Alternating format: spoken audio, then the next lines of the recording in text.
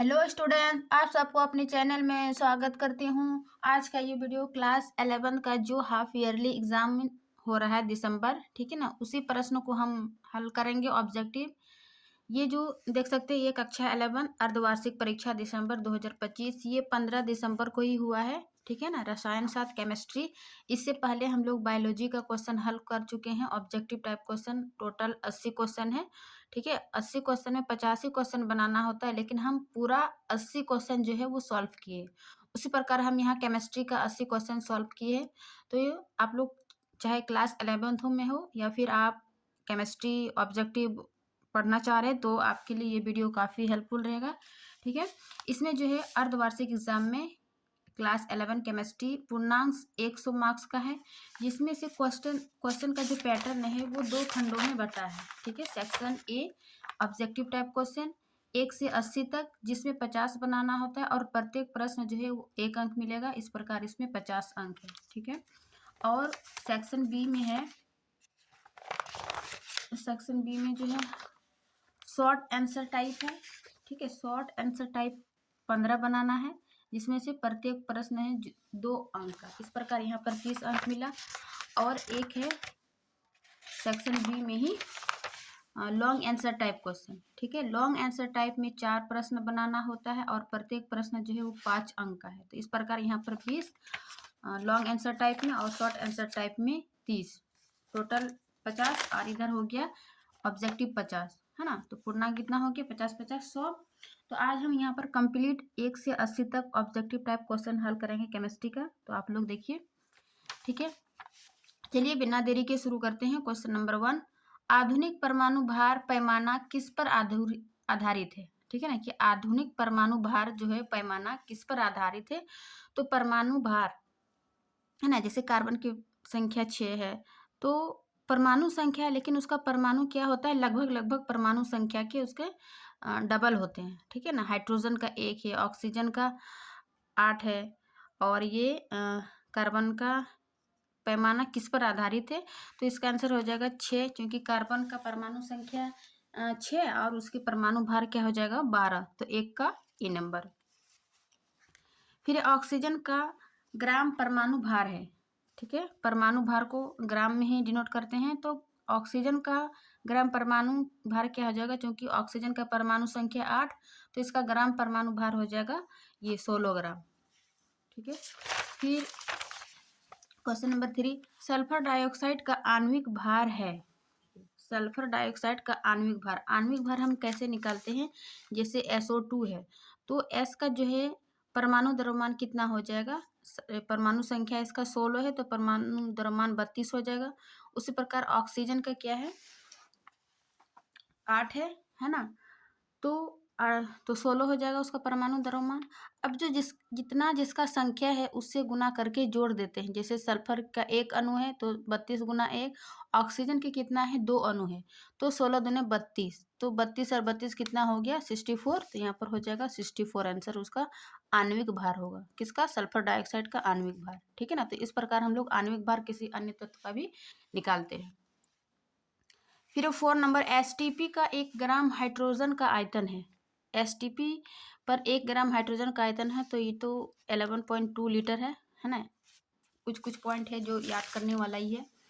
उसके बाद 5 नंबर, एक हाइड्रोकार्बन में 60% कार्बन है, यौगिक का वाष्प घनत्व 30 है, तो यौगिक का मूलानुपाती सूत्र क्या होगा। एक हाइड्रोजन में हाइड्रोकार्बन 60% कार्बन है और यौगिक का वाष्प घनत्व 30 है, तो यौगिक का मूलानुपाती सूत्र क्या होगा। तो इसका सही आंसर हो जाएगा C4H12, 5 का सी नंबर। फिर 6 नंबर, चूना पत्थर की कितनी मात्रा को गर्म करने पर 50 ग्राम कैल्शियम ऑक्साइड प्राप्त होता है। देखिए, ये जो चूना पत्थर यानी कि कैल्शियम कार्बोनेट को जब गर्म करते हैं, तो ये calcium oxide plus carbon dioxide प्राप्त होता है, ठीक है ना। तो इसका 56 kg जो है गर्म करने पर ये कैल्शियम ऑक्साइड और कार्बन डाइऑक्साइड में प्राप्त होता है, 6 का बी नंबर। फिर 7 नंबर, एक रासायनिक समीकरण किसके नियम के अनुसार संतुलित होता है ना। रासायनिक समीकरण को संतुलित किस नियम के अनुसार संतुलित होता है, तो इसका द्रव्यमान संरक्षण का नियम, क्योंकि द्रव्यमान संरक्षण का नियम क्या कहते हैं कि जितना परमाणु द्रव्यमान है, ठीक है ना, तो ये परमाणु अभिकारक, इधर जो अभिकारक होते हैं, है ना, अभिकारक और उत्पाद, ठीक है ना। जैसे कि ये हो गया क्या, अभिकारक, कोई भी समीकरण लेंगे, जैसे हाइड्रोजन प्लस ऑक्सीजन लिए, ठीक है ना, तो क्या प्राप्त हुआ, मेरा जल प्राप्त हुआ। तो ये जो भाग लिया उसको अभिकारक और ये उत्पाद, तो इसकी परमाणु संख्या और इसकी परमाणु संख्या बराबर होनी चाहिए, है ना। ये जैसे हाइड्रोजन का 2 है तो यहाँ हाइड्रोजन का 2, ऑक्सीजन का 2 है तो यहाँ पर भी हम 2 लगाएंगे, ठीक है ना। तो 2 ऑक्सीजन और 4 हाइड्रोजन, तो फिर यहाँ पे 2 हाइड्रोजन लगा देंगे। तो इस प्रकार का जो परमाणु संख्या देखिए, इसका कहीं ना तो उत्पन्न होगा और ना ही विनाश होगा, जितना है उतना ही रहेगा। इसलिए द्रव्यमान संरक्षण का ये नियम है कि इसको परमाणु द्रव्यमान की संख्या ना उत्पन्न की जा सकती है, ना तो विनाश, जितना है उसका उतना ही रहेगा, ठीक है ना। तो ये रासायनिक संतुलित, ये द्रव्यमान संरक्षण का नियम 7 का सी नंबर। फिर 8 नंबर, गुणित अनुपात का नियम किसने प्रस्तावित किया था, ठीक है ना। गुणित अनुपात का नियम किसने प्रस्तावित किया था, तो ये डाल्टन ने किया था, 8 का बी नंबर। फिर 9 नंबर, जब 4 मोल हाइड्रोजन 2 मोल ऑक्सीजन के साथ अभिक्रिया करके जल बनाते हैं तो सीमांत अभिकारक होता है। जैसे अभी बताएं कि 4 मोल यानी कि 2 2 4 हाइड्रोजन प्लस 2 मोल ऑक्सीजन के साथ अभिक्रिया करके जल बनाते हैं, H2O जल बनाया, ठीक है ना। तो सीमांत अभिकारक क्या हुआ, सीमांत अभिकारक मैंने जैसे कि अभिकारक क्या जो परमाणु संख्या है ना, वो उत्पाद के परमाणु द्रव्यमान के बराबर है। हाइड्रोजन 4 है तो इधर भी हाइड्रोजन 4 है, ऑक्सीजन 2 है तो इधर भी हाइड्रोजन 2 है। तो सीमांत अभिकारक क्या होगा कि इसमें दोनों अभिकारक सीमांत अभिकारक है, यानी कि दोनों की परमाणु संख्या जो है वो बराबर है ना। 9 का सी नंबर हो जाएगा। फिर है 10 का, मोलरता की इकाई क्या है, तो मोलरता का इकाई होगा मोल प्रति लीटर, 10 का सी नंबर। फिर 11, किसी विलयन में सभी घटकों के मोल अंशों का योग हमेशा होता है, किसी विलयन में सभी घटकों के मोल अंशों का योग क्या होता है, तो ये हमेशा 1 होता है, ठीक है, 11 का बी नंबर। फिर 12, जब विलय को विलायक में मिलाया जाता है तो विलायक का मोल अंश क्या होता है, मीन्स जब विलय को विलायक में मिलाया जाता है तो विलयन का मोल अंश क्या होगा, जिसका मोल अंश जो है वो घटता है, ठीक है ना। विलयन बराबर क्या होता है, विलय बट्टे विलायक, तो इसका इस प्रकार से इसका घटता है। फिर है 13 का, परमाणु का पलम पुडिंग मॉडल किसने प्रस्तावित किया था, इनकी परमाणु का जो पलम पुडिंग मॉडल है वो किसने प्रस्तावित किया था, तो ये जे थॉमसन ने, है ना। जब हम परमाणु के बारे में पढ़ते हैं तो सबसे पहले ये पलम पुडिंग मॉडल पढ़ते हैं। फिर 14, रदरफोर्ड मॉडल निम्नलिखित में से किसकी व्याख्या करने में विफल रहा, रदरफोर्ड मॉडल जो है वो किसकी व्याख्या करने में विफल रहा, तो इसका सही आंसर हो जाएगा कि परमाणु का अस्थायित्व ये इसकी व्याख्या नहीं कर पाया, है ना, तो इसमें ये विफल रहे। बाकी नाभिक का स्थित, परमाणु का द्रव्यमान, अल्फा कणों का परिकीर्णन, ये सभी सफल रहा।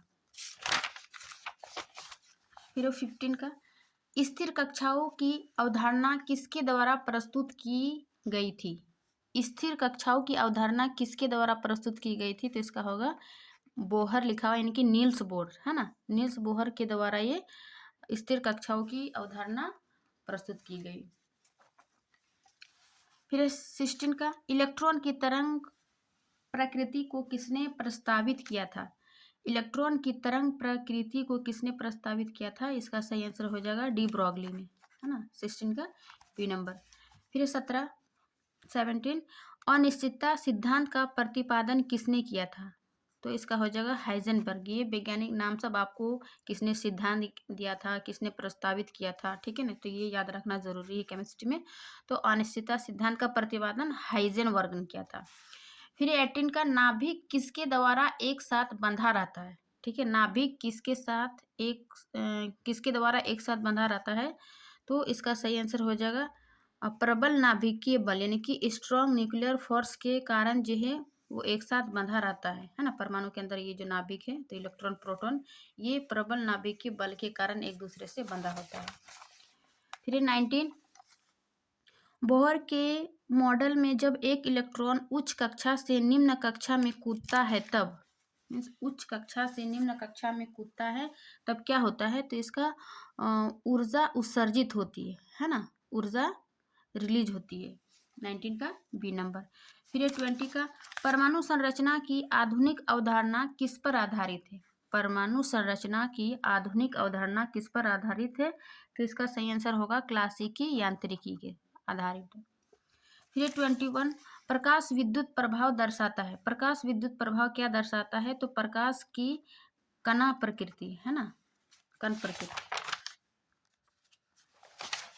फिर 22, किस धातु की सतह से इलेक्ट्रॉन को बाहर निकालने के लिए आवश्यक न्यूनतम ऊर्जा कहलाती है?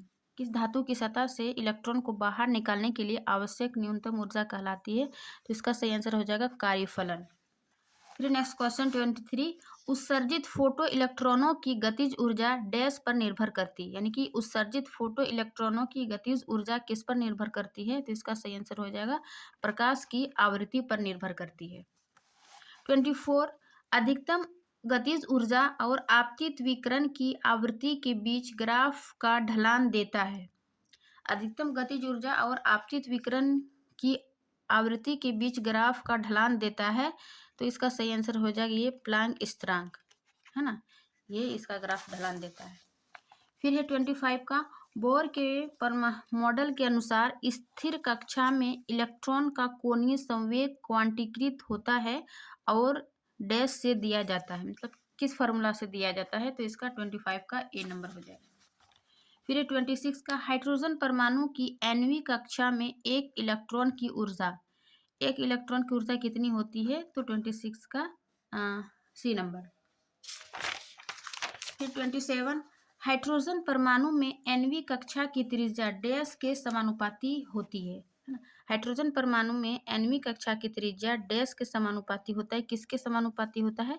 तो n² के समानुपाती होती है। 28, हाइड्रोजन परमाणु में जब एक इलेक्ट्रॉन यानी कि n=3 से n=2 तक कूदता है तो उत्सर्जित विकिरण की तरंगदैर्घ्य किससे संबंधित होती है? ठीक है, तो इसका सही आंसर हो जाएगा बी, बामर श्रेणी से संबंधित है। 29, हाइड्रोजन परमाणु की पहली कक्षा की त्रिज्या 0.529 एंगस्ट्रॉन है, तो दूसरी कक्षा की त्रिज्या क्या होगी? दूसरी कक्षा की त्रिज्या ये 29 का सी नंबर।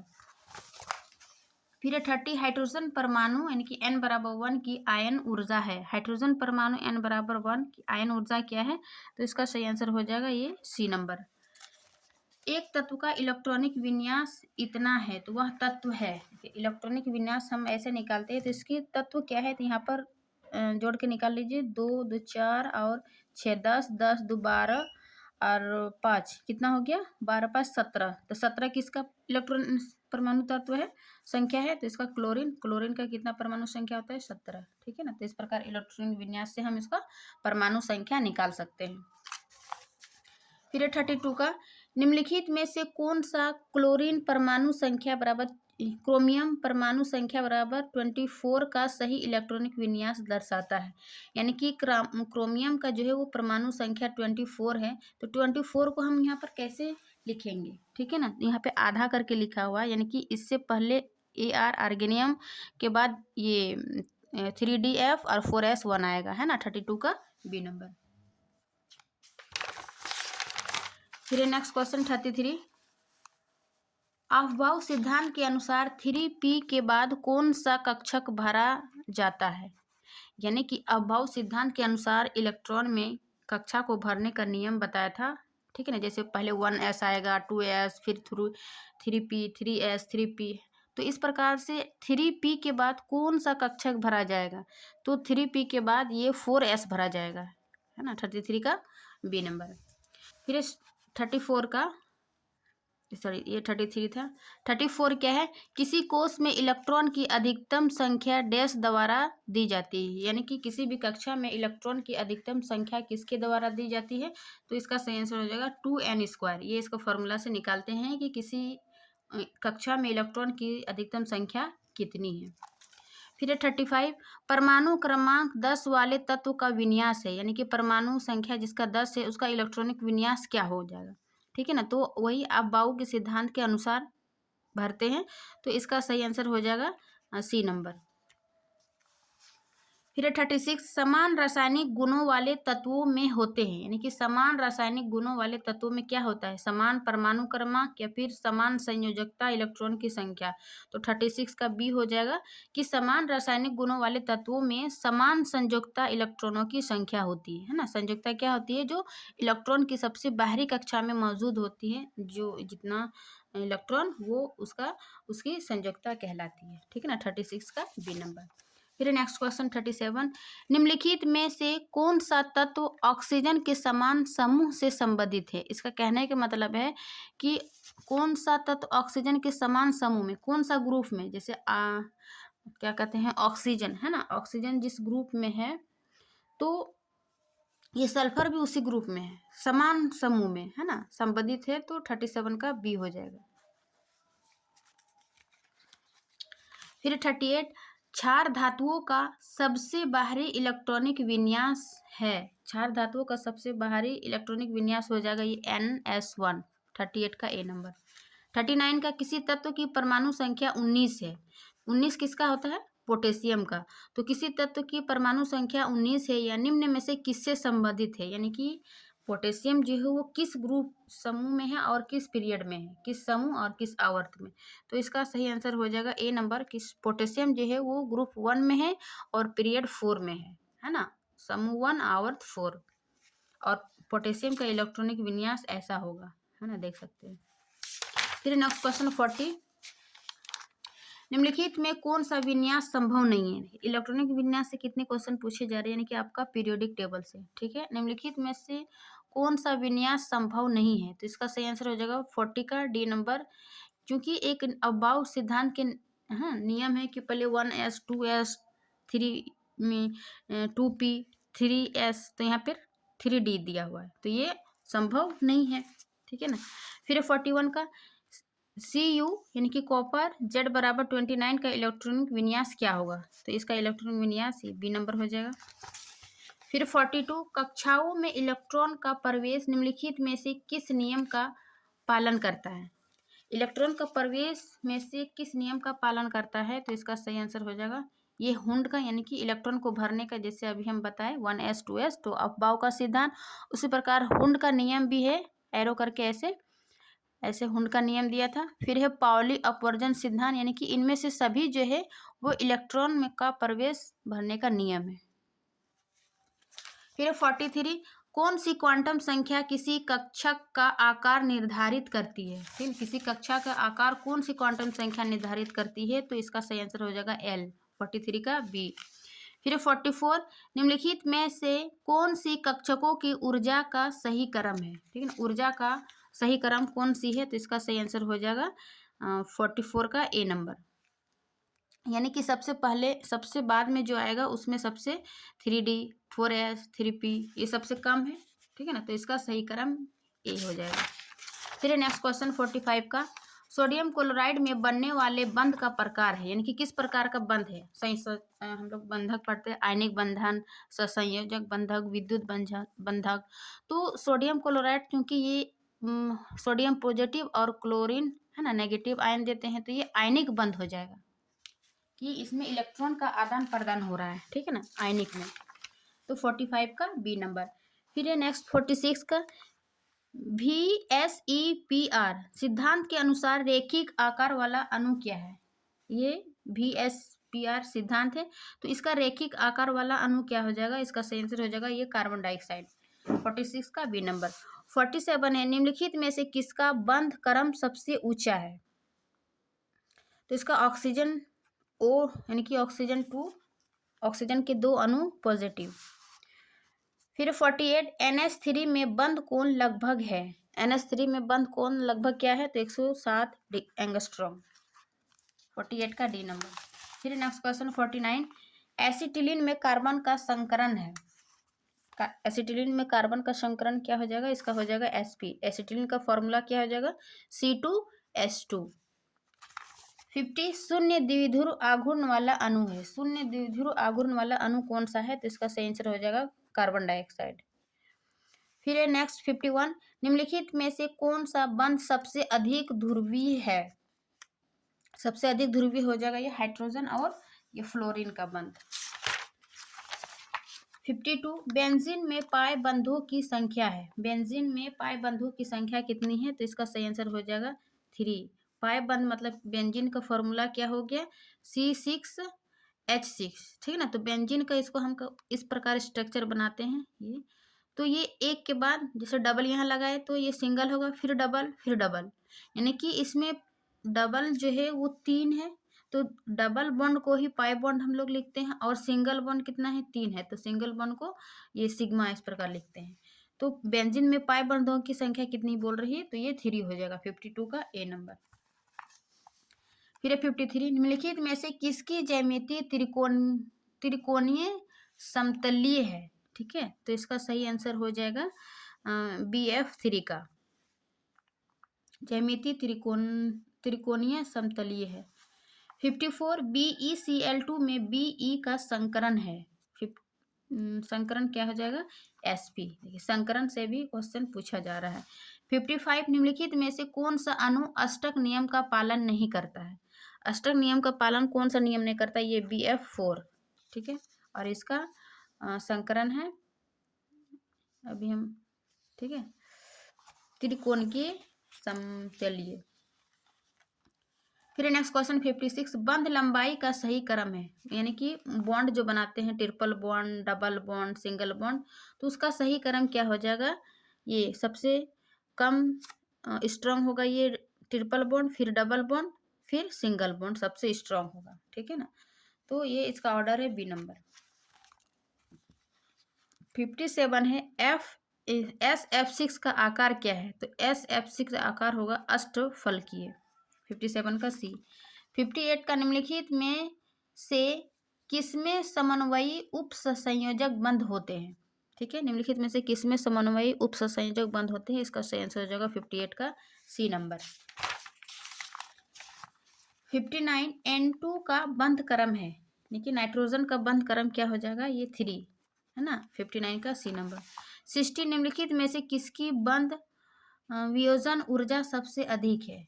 किसकी बंध वियोजन ऊर्जा सबसे अधिक हो जाएगा? तो इसका सही आंसर हो जाएगा N2 नाइट्रोजन का। फिर 61, एकाकी युग्म और मुड़ी हुई आकृति वाला अणु है। एकाकी युग्म और मुड़ी हुई आकृति का अणु क्या हो जाएगा? SO2। 61 का बी। फिर नेक्स्ट क्वेश्चन 62, DsP3 संकरण वाला अणु है। DsP3 संकरण वाला अणु क्या हो जाएगा? ये PCl5। 63, निम्नलिखित में से कौन सा अणु अनुचुंबकीय है? ठीक है, अनुचुंबकीय हो जाएगा ऑक्सीजन। फिर 64, ओजोन में ऑक्सीजन का औपचारिक आवेश है। औपचारिक आवेश क्या हो जाएगा इसका? पॉजिटिव +1, 0 और -1, ठीक है ना। 64 का ए। फिर नेक्स्ट क्वेश्चन 65, निम्नलिखित में से किस प्रजाति में आयनिक और सहसंयोजक दोनों बंद होते हैं? किस प्रजाति में आयनिक और सहसंयोजक दोनों बंद होते हैं? इसका सही आंसर हो जाएगा बी नंबर, NH4 और Cl। 65 का बी। फिर नेक्स्ट क्वेश्चन 66, निम्नलिखित में कौन सा विस्तरणात्मक गुण है? ठीक है ना, तो इसका सही आंसर हो जाएगा ये आयतन का। 66 का सी। 67, निम्नलिखित में कौन सा अवस्था फलन नहीं है? ठीक है, कौन सी अवस्था में फलन नहीं है? इसका सही आंसर हो जाएगा ये कार्य। 68, उष्मा का एसआई मात्रक है। तो उष्मा का एसआई मात्रक क्या है? जूल है ना। उष्मा और कार्य का एसआई मात्रक एक ही होता है, जूल। रुद्धोष्म प्रक्रम है। रुद्धोष्म प्रक्रम क्या है? तो इसका 69 का ए हो जाएगा। फिर 70, एंथैल्पी यानी कि H को किस प्रकार परिभाषित किया जाता है? तो इसका सही आंसर हो जाएगा H बराबर U प्लस VB, है ना, PV के द्वारा। 70 का बी नंबर। 71 है, एक स्वतः स्फूर्त प्रक्रिया है ना। एक स्वतः स्फूर्त प्रक्रिया क्या है? तो इसका सही आंसर हो जाएगा बी नंबर। फिर नेक्स्ट क्वेश्चन 72, गिब्स मुक्त ऊर्जा को किस प्रकार परिभाषित किया जाता है? तो इसका सही आंसर हो जाएगा 72 का बी नंबर। 73 संतुलन पर क्या होता है, अग्र अभिक्रिया रुक जाती है, पश्च अभिक्रिया रुक जाती है, अग्र और पश्च दोनों अभिक्रिया रुक जाती है, या फिर अग्र और पश्च अभिक्रिया की दरें समान होती है। तो संतुलन मतलब क्या हो जाएगा कि अग्र और पश्च अभिक्रिया की दरें जो है वो समान होती है, संतुलित होती है ना। 73 का डी नंबर। फिर है 74 साम्य अवस्था स्थिरांक कैसे निर्भर करता है, यानी कि साम्य स्थिरांक कैसे किस पर निर्भर करता है, इसका सही आंसर हो जाएगा कि तापमान पर। ठीक है। 75 निम्नलिखित में से कौन किसी अभिक्रिया के साम्य स्थिरांक के मान को प्रभावित नहीं करता है, तो इसका सही आंसर हो जाएगा उत्प्रेरक। इसको क्या करता है, प्रभावित नहीं करती है। 76 यदि Kp बराबर Kc तो डेल्टा एन बराबर क्या होगा, तो इसका सही आंसर हो जाएगा 0। 76 का ए।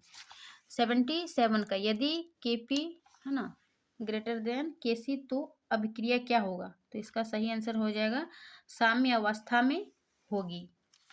फिर नेक्स्ट क्वेश्चन 77 तक हो गया।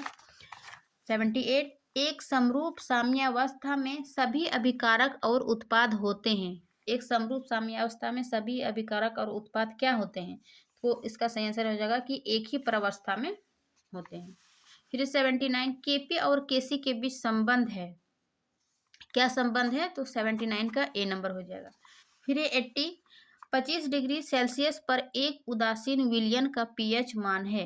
ये 25 डिग्री सेल्सियस पर एक उदासीन विलयन का पीएच मान कितनी होगा, तो इसका सही हो जाएगा 7 है ना, जो कि इसमें उदासीन विलयन है। वैसे भी लगा सकते हैं कि पीएच मान उदासीन कब होता है, 7 पर, तो 25 डिग्री देकर मतलब थोड़ा सा उलझा दिया है ना। तो 80 का 7 हो जाएगा। और ये आज के क्वेश्चन का ये लास्ट है। इस प्रकार जो हम केमिस्ट्री में जो हाफ ईयरली अर्धवार्षिक एग्जाम हुआ है 1 से 80 क्वेश्चन ऑब्जेक्टिव टाइप क्वेश्चन हल किए हैं। ठीक है, तो यानी कि बायोलॉजी और केमिस्ट्री हो गया। इसके नेक्स्ट वीडियो में हम फिजिक्स लेकर आएंगे। ठीक है, वीडियो अच्छी लगी तो लाइक एंड सब्सक्राइब जरूर करिए। मिलते हैं इसके नेक्स्ट वीडियो में, तब तक के लिए थैंक यू।